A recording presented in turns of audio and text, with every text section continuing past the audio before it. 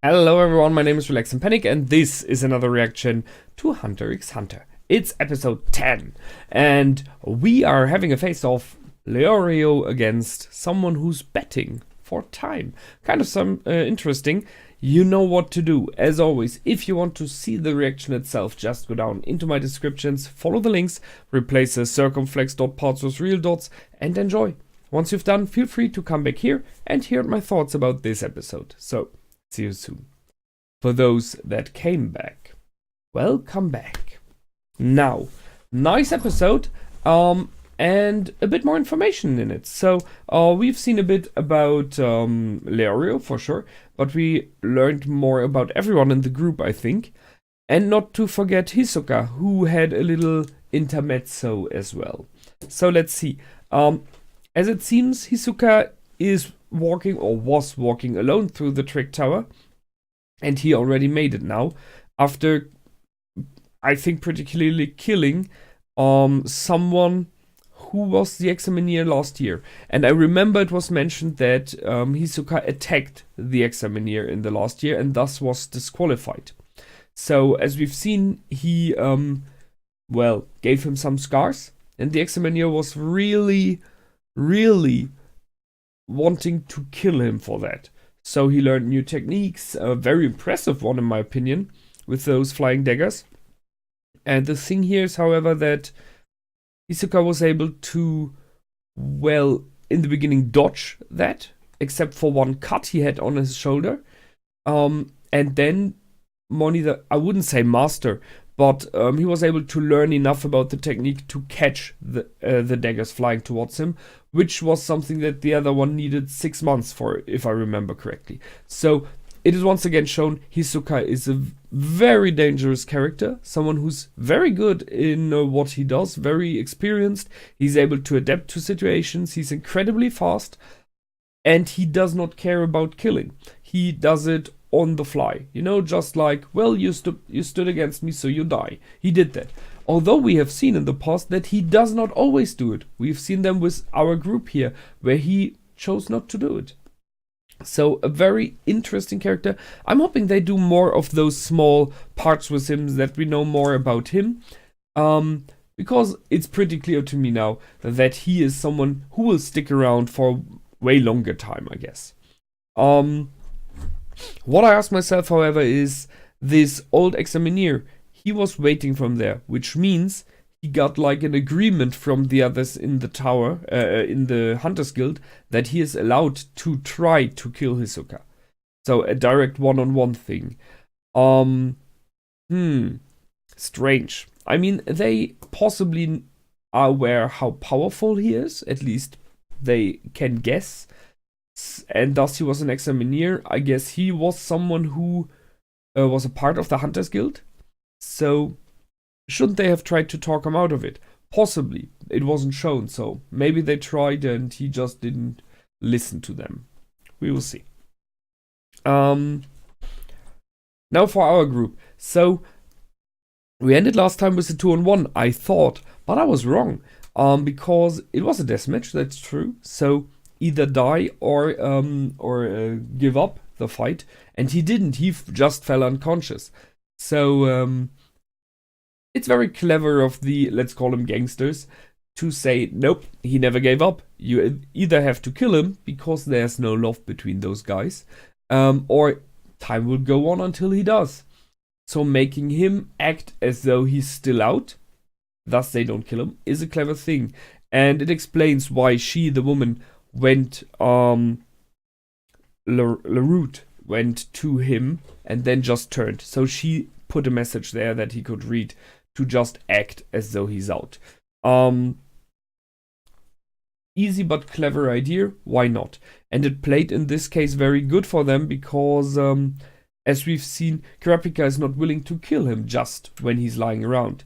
So we had over the last 10 episodes very often the question and the comments from you that the way all of those characters go through the world and people die around them is strange, because they do not seem to care so much about it. They don't react to it very much. It's like, well, dead, okay, let's go on. And I mean, for Killua, it makes sense. Being trained as an assassin, he cherishes life not in the same way possibly as others do. He is kind of trained to think it to be a normal thing if someone is dying. So it's like, yeah, death is a part of life. It's okay for him. For Gon, it always was weird, in my opinion, because he at least looks like a young boy, and I think he is by age. So it should be something different for him, but he is very okay with it as well, and I don't know yet why. Leorio had a hard time in the past, as we know, and he was the one who was clearly pushing it. So he was thinking about that he wants to go through the exam. He is single-minded going on this, and he doesn't care about the life of an inmate. It's something I'm not so happy about, because it shows, it puts a shadow on him, you know? But maybe we will learn a bit more that there's a reason why life and death is not as important in this world. Maybe it's a more common thing? I don't know. Maybe there is like a belief that death is not so bad. Might be. However, Kurapika denied killing the guy, and thus time was running. And it won, and it worked, and it worked. Very much in the favor of Tompa, who still is working against everyone. So checking on the inmate then made sense. I asked myself why they did not just walk there, you know? There's no rule that they are not allowed to go there and check. Instead they asked, but it led to our next battle, which we have here now, which is a really nice one. I like the idea. It's a clever idea, so it's a wager, it's a betting game. What do you guess is right? And they wage their time. So if I got it correctly, everyone has 50 minutes or 50 hours, whatever you want to call it, an amount of 50. And you can bet in steps of 10.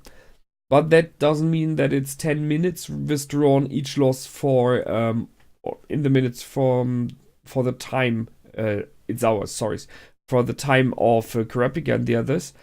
If you are down to 0 as our heroes group, then you will lose 50, I think it's hours from their time. And that is, yeah, that's more neither a direct loss, I would say. It would be very hard to do it then. Although we have seen Hisoka did it in just 6 hours. So it is possible.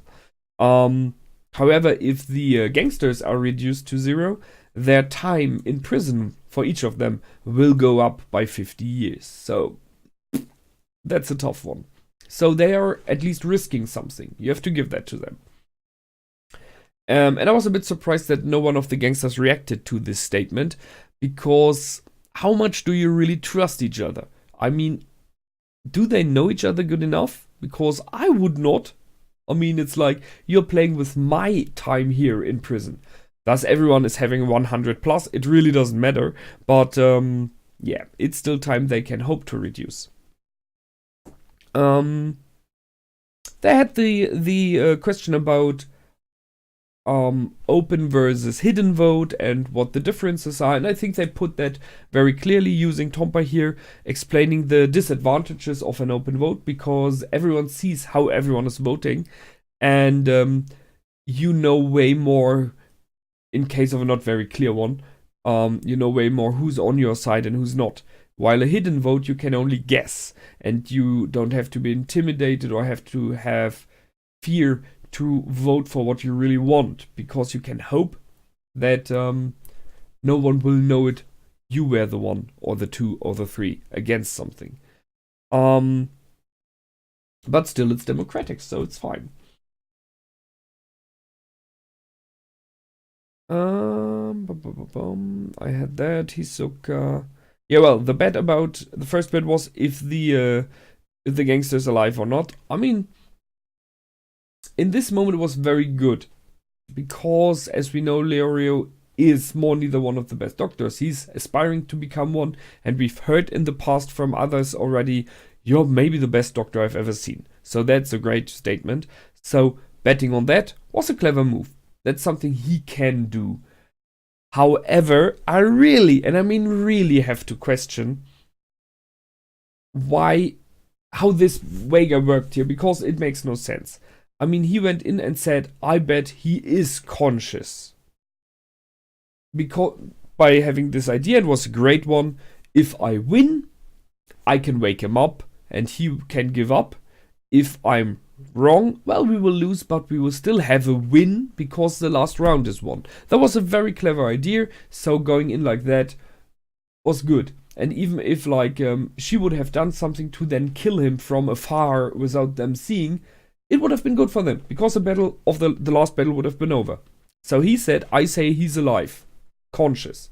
She said, so no, well, kind of. She didn't say anything, he just said he's alive. And when he made it clear that he will break and he will say I'm alive because he doesn't want to die, then she said, and I bet he's alive with even more minutes. And they got subtracted from there. So there is no clear ruling, and that's a problem. I see it as okay because they wanted to be dangerous, right? But being able to change your opinion mid-game and then even wager more and thus push someone. It's like someone is saying, I can do a backflip. And everyone says, okay, you bet 10 of those times. And when he starts and he jumps and he's in the backflip, you say, I bet all of our minutes that you can do it. Apart from some incredibly agile heroes who might turn it around then and then just fall onto their nose, you will complete the backflip and will have lost because you can change your bet in the flow. Just makes no sense. Maybe I missed something, but that seemed weird to me. That was really strange. But well, whatever, it's 80-20. So by numbers, it's not good for ours. However, they are 2-on-1 in the game, so maybe they will lose. I don't know. It might be happening. Because he cannot wager more than 20 times now. Which brings me to the question. If the other one wagers more, she can force him to forfeit? Or what is happening if she's like wagering 40? He can't compete with that, he has only 20. Or is it only important how many one side wagers? Because right now it was never like the other one had to disagree with your bet. One said something and bet time on it. And that's it. And the other one just said, aha. It's a bit unclear, the game, to me. But it's cool. Whatever. So we are more neither in the same position as we were in the end of the last episode. We are in battle number 3. We are 2-on-1. And I still go with that. We will very likely end up 2-on-2. Which will be problematic because then they will lose 50 hours, I guess. So they will be down to around about 10 hours to complete the rest of the tower. Which is possible, as we know. So, that's it from me this time. I hope you liked. I did for sure. It was a very interesting episode, a nice one. Showed a bit about the characters, what they are thinking, how they are when it comes to life and death, and towards each other. So, more of that, please. Until the next time, feel free to comment, like, and subscribe. My name is Relax and Panic. Goodbye, and out.